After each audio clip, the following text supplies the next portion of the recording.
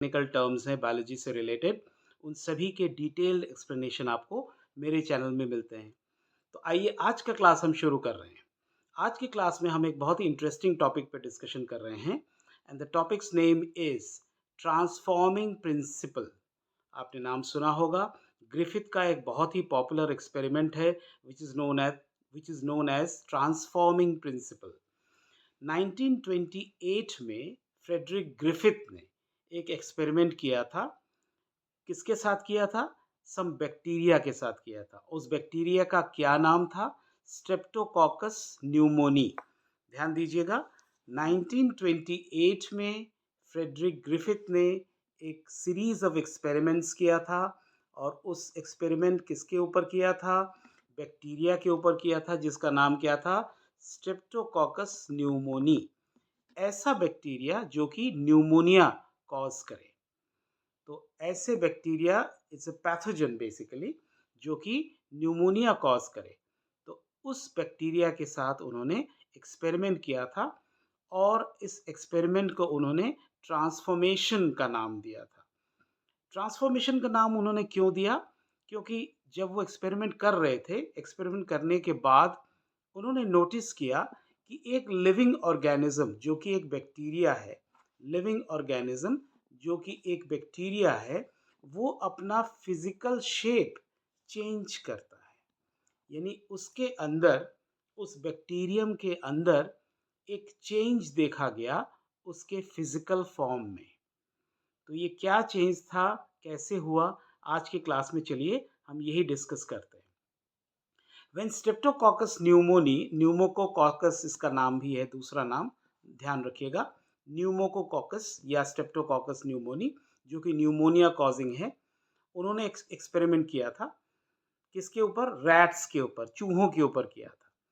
लेकिन उससे पहले जब उन्होंने कल्चर प्लेट में इस बैक्टीरिया को ग्रो किया, तो वो उन्होंने नोटिस किया, ग्रिफिथ साहब ने नोटिस किया कि दो प्रकार के बैक्टीरिया के कॉलोनीज पाए जाते हैं।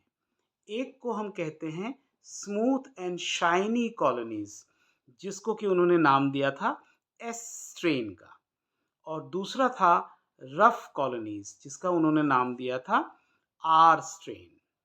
ऐसा क्यों?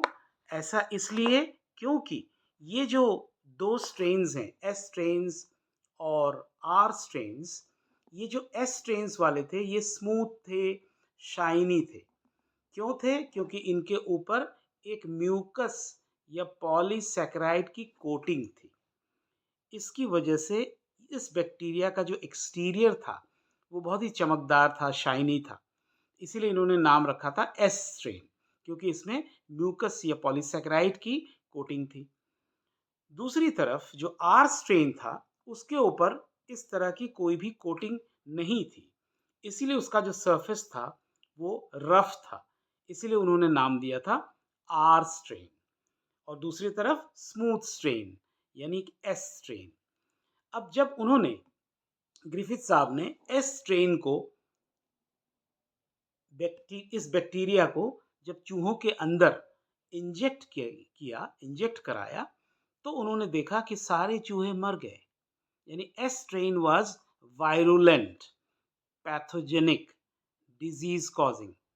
जबकि दूसरी तरफ जो आर स्ट्रेन था, do not developed any pneumonia. ये चूहे मर क्यों रहे थे? न्यूमोनिया की वजह से, क्योंकि ये जो बैक्टीरिया है वो न्यूमोनिया कॉजिंग है। तो जो एस स्ट्रेन वाला बैक्टीरिया है, वो जब इंजेक्ट किया गया तो देखा गया कि उनमें ये डिजीज फैलती है चूहों में और ये मर जाते हैं because of the impact of this bacteria, because of the pneumonia disease. जबकि आर स्ट्रेन में ऐसा कुछ नहीं होता है। आर स्ट्रेन में क्या होता है? आर स्ट्रेन जो है वो नॉन वायरुलेंट है, नॉन पैथोजेनिक है। यानी जब भी आर स्ट्रेन को इंजेक्ट किया गया तो सारे के सारे जो माउस थे, चूहे थे, वे सारे जिंदा थे। ये तो था एक बेसिक कंसेप्ट। अब जो एक्सपेरिमेंट है वो हम डिस्कस करेंगे। एक्चुअली ग्रिफिथ साहब ने ये जो अपना एक्सपेरिमेंट है ट्रांसफॉर्मिंग प्रिंसिपल का, ये 4 स्टेप्स में उन्होंने पूरा किया। ध्यान से देखिएगा, 4 स्टेप्स में उन्होंने पूरा किया। पहले स्टेप में क्या था? फर्स्ट स्टेप में क्या था? S strain. एस स्ट्रेन आपको अभी भी बताया गया वो वायरुलेंट स्ट्रेन है, डिजीज कॉजिंग है। तो जब एस स्ट्रेन को इंजेक्ट किया गया माइस में तो क्या हुआ, सारे माइस डाई हो गए, सारे माइस, सारे चूहे डेड हो गए। ये पहला स्टेप था, फर्स्ट। दूसरे स्टेप में क्या था, जब आर स्ट्रेन उसको इंजेक्ट किया गया माइस में तो सारे के सारे माइस जो थे वो अलाइव थे, सारे के सारे माइस जो थे वो जिंदा थे। ये दूसरा स्टेप हो गया। तीसरे स्टेप में क्या किया उन्होंने, Griffith was able to kill the bacteria by heating them, यानी हीट किल्ड बैक्टीरिया। और उसके बाद उन्होंने हीट किल्ड बैक्टीरिया कौन सा किया, एस स्ट्रेन वाला। तो उन्होंने S strain heat killed, S strain heat killed का उन्होंने इंजेक्शन दिया माइस के अंदर। ये तीसरा स्टेप था, third step. Heat killed S strain was injected in the माइस। तो इससे क्या हुआ, माइस जो थे वो अलाइव थे। ध्यान दीजिएगा, जब एस स्ट्रेन को इंजेक्ट किया गया था हीट किल होने से पहले, और ये कब किया गया था, पहले स्टेप में, तब क्या था, सारे के सारे चूहे मर गए थे। लेकिन जब हीट किल, उसी एस स्ट्रेन को ही जब हीट कर दिया गया, हीट किल्ड कर दिया गया और फिर उसको इंजेक्ट किया गया माइस के अंदर, तो सारे माइस जो थे वो अलाइव थे, जिंदा थे। अब देखिए चौथा और सबसे महत्वपूर्ण स्टेप जो है इस एक्सपेरिमेंट का, फोर्थ स्टेप, इसमें क्या था, इन्होंने एस स्ट्रेन हीट किल्ड को आर स्ट्रेन के साथ, हीट किल्ड यानी वो डेड है, एस स्ट्रेन जो है वो डेड है, वो हीट किल्ड है, उसको उन्होंने आर स्ट्रेन के साथ मिक्स कर दिया। आर स्ट्रेन क्या थे, लाइव थे, अलाइव थे, जिंदा बैक्टीरिया थे। आर स्ट्रेन नेचर क्या है उसका, नॉन वायरुलेंट, यानी वो डिजीज कॉज नहीं करते। लेकिन to his utter surprise Griffith ने ये देखा कि एस स्ट्रेन हीट किल्ड वाला जो स्ट्रेन है और आर स्ट्रेन जो अलाइव है, इन दोनों के मिक्सचर को जब उन्होंने इंजेक्ट किया माइस के अंदर तो सारे के सारे माइस जो है वो डेड हो गए, ऑल द माइस डाइड। अब उन्होंने ये बड़ा ही इंटरेस्टिंग पॉइंट उन्होंने नोटिस किया और उन्होंने अपना एक कंक्लूजन दिया। उनके conclusion, this is the conclusion of Griffiths experiment. ये बहुत इंपॉर्टेंट है, सब्जेक्टिव में भी और नीट के एमसीक्यू पॉइंट में भी, कि पूछा जाता है कि एक्सपेरिमेंट जो ग्रिफिथ ने किया था वो किस कंक्लूजन पर पहुंचे थे after the experiment. He concluded that R strain bacteria, उन्होंने कंक्लूजन ये दिया कि R strain bacteria had somehow, remember R strain क्या थे, वो अलाइव थे, R strain bacteria had somehow been transformed, यानी ये जो ट्रांसफॉर्मेशन टर्म बार बार आ रहा है, बदलाव, चेंज, है ना, कन्वर्ट हो गए। आर स्ट्रेन जो है बैक्टीरिया वो कन्वर्ट हो गए, किसके द्वारा, by the heat killed S strain bacteria. और इसकी वजह से क्या हुआ, सम ट्रांसफॉर्मिंग प्रिंसिपल, कुछ ना कुछ तो heat killed S strain bacteria से आर स्ट्रेन लाइव जो थे उनके अंदर ट्रांसफर हुआ होगा from the heat killed S strain into the R strain. और इसी की वजह से क्या हुआ, आर स्ट्रेन जो है, आर स्ट्रेन का मतलब क्या हुआ, उनके अंदर कोई भी कोट नहीं थी, म्यूकस की कोटिंग, पॉलीसैकेराइड की कोटिंग नहीं थी।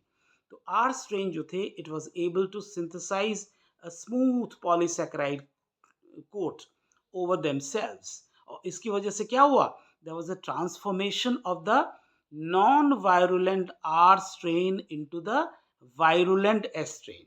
और इसी की वजह से सारे के सारे माइस जो है वो, माउस जो है वो डेड हो गए, सारे चूहे मर गए जब ये मिक्सचर किया, डाला गया, इंजेक्ट किया गया।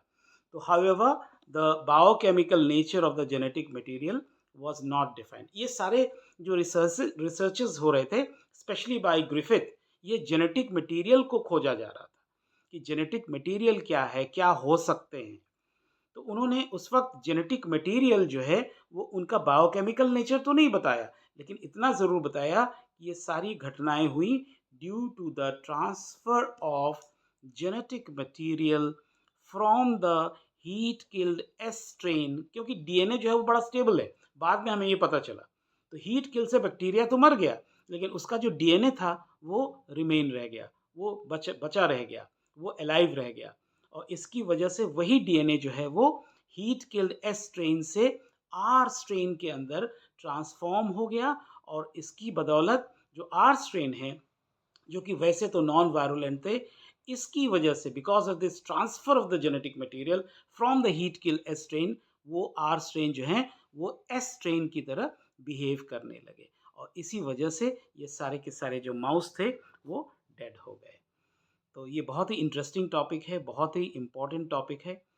ऐसे ही इंटरेस्टिंग और इम्पोर्टेंट टॉपिक्स के लिए मेरे चैनल को आप ज़रूर सब्सक्राइब कीजिए, लाइक कीजिए, शेयर कीजिए, और कमेंट करके मुझे ज़रूर बताइए कि आपको और कौन-कौन से टॉपिक्स में पढ़ाई करनी है। That's all for today. Thank you.